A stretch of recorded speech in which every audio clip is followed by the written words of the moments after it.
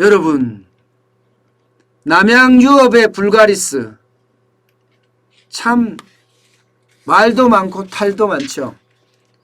이 남양유업의 불가리스는요, 이번에 문제가 된 게 한국의과학연구원에서 주최하는 심포지엄에서 불가리스 발효유가 코로나19를 적어도 77.8% 저감한다, 이런 발표가 나오면서 불거졌습니다.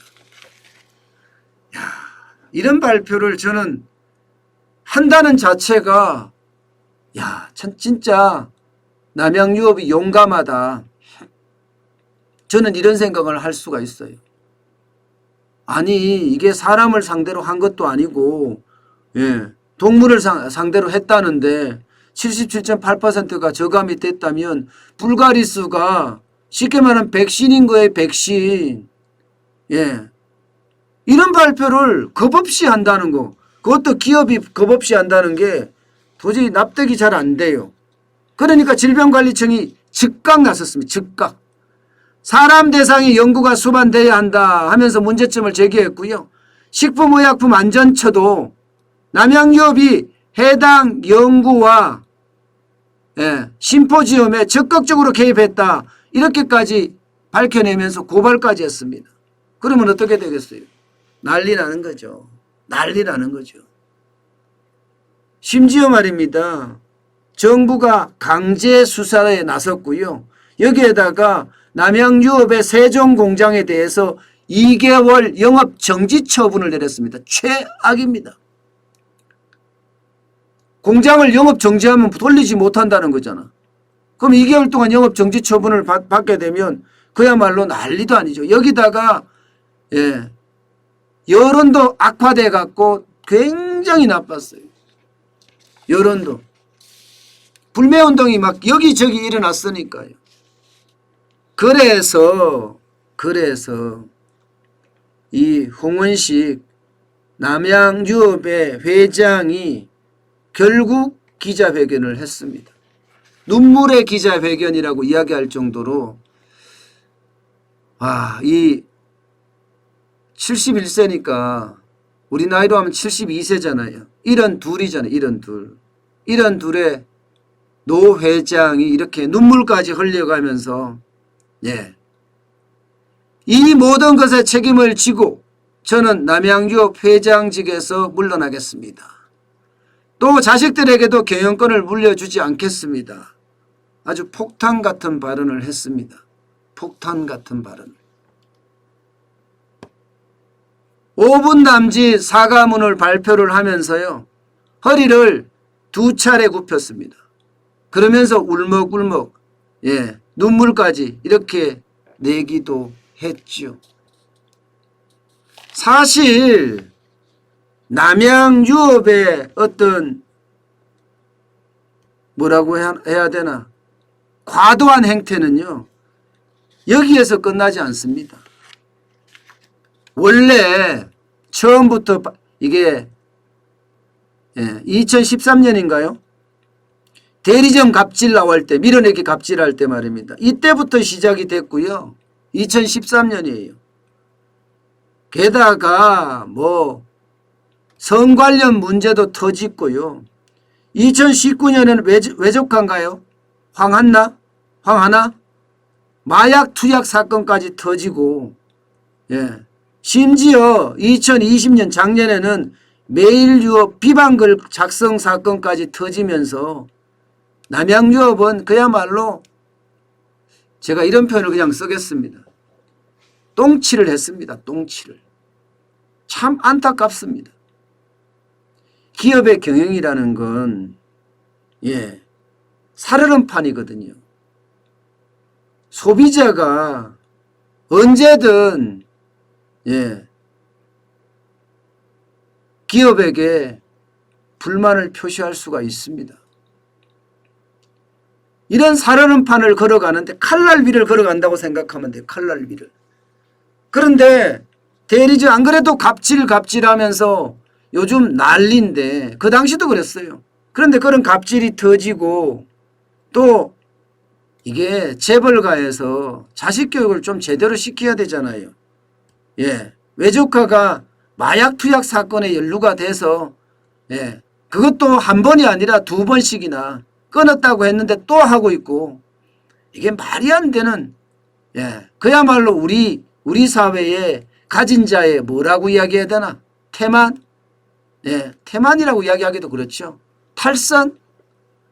이런 것들이 너무 심했죠. 또 매일유업 경쟁사에 대한 비방글까지 썼다면 완전히 구태를 벗어나지 못한 경영을 해왔다. 이렇게 얘기할 수 있는 부분입니다. 노 회장님의 이 눈물을 보면서 사실 악하게 이야기할 생각이 참 많이 죽어지는데요. 그렇지만 세상은 변하고 있거든요. SNS라는 게 얼마나 발달되어 있습니까? 지금 순식간에 순간적으로 모든 것들이 녹음되고 모든 것들이 지키고 모든 것들이 폭로되고 모든 것들이 드러나는 시기예요. 그러면 기업도 그 문화를 바꿔가야 되거든요. 바꿔가야 되거든요. 옛날처럼 이게 직원들을 머선대하듯이 할 수는 없어요. 이제는 그런 시대는 갔어요. MZ시대라고 이야기할 정도잖아요. MZ시대, MZ시대. 그만큼 자기에게 어떤 실리가 돌아오는 것, 이것을 중요하게 생각하는 시대가 됐다는 거예요. 그런데 남양유업은 아직까지 과거에 쌓여서 과거적 경영을 하다 보니까 이런 문제가 발생을 한 것 아니냐, 이렇게 얘기하고 있습니다. 사실 이 홍원식 회장은요, 지금까지 갑질이 날 때마다 한 번도 나타나지 않았습니다. 2013년 밀어내기 갑질할 때도 본인 명의의 사과문을 당시에 김웅 대표가 그리고 본부장급 임원들이 10명만 참석해서 이거 발표했거든요. 매일유업 할 때도 비방글 썼을 때 이것도 회장이 아니라 회사가 사과를 했습니다. 그런데 이번에 처음으로 사실 카메라 앞에 서게 된 거죠. 카메라 앞에 처음이자 마지막으로 섰는데 마지막 서게 됐는 거죠. 사퇴 선언을 했으니까 말입니다.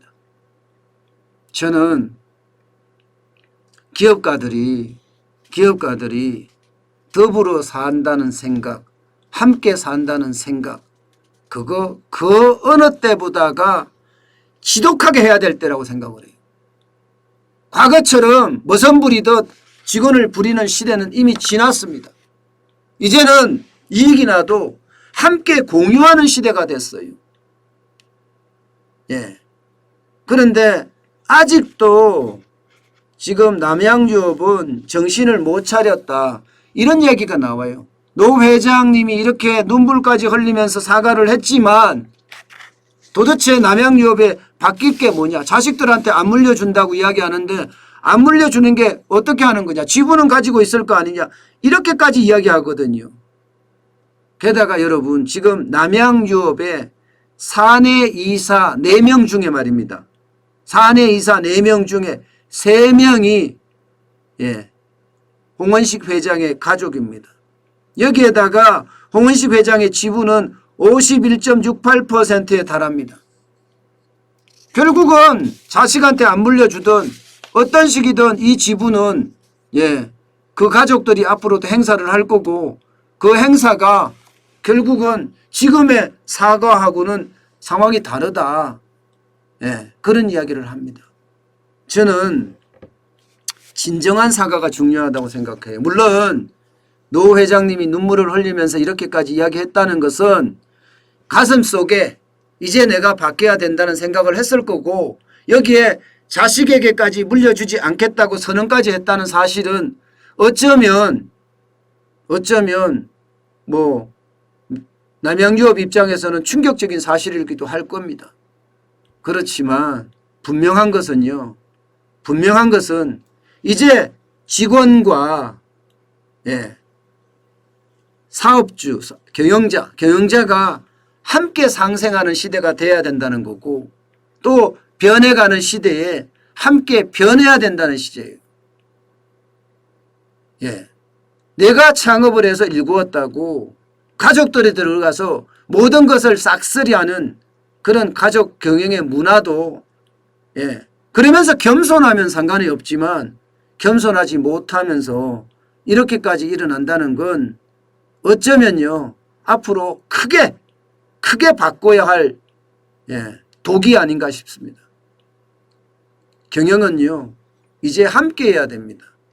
직원들과도 함께 해야 되지만 가족 회사하고도 함께 해야 되고요. 지역 사회하고도 함께 해야 되고요. 이제는 국민과도 함께 해야 됩니다.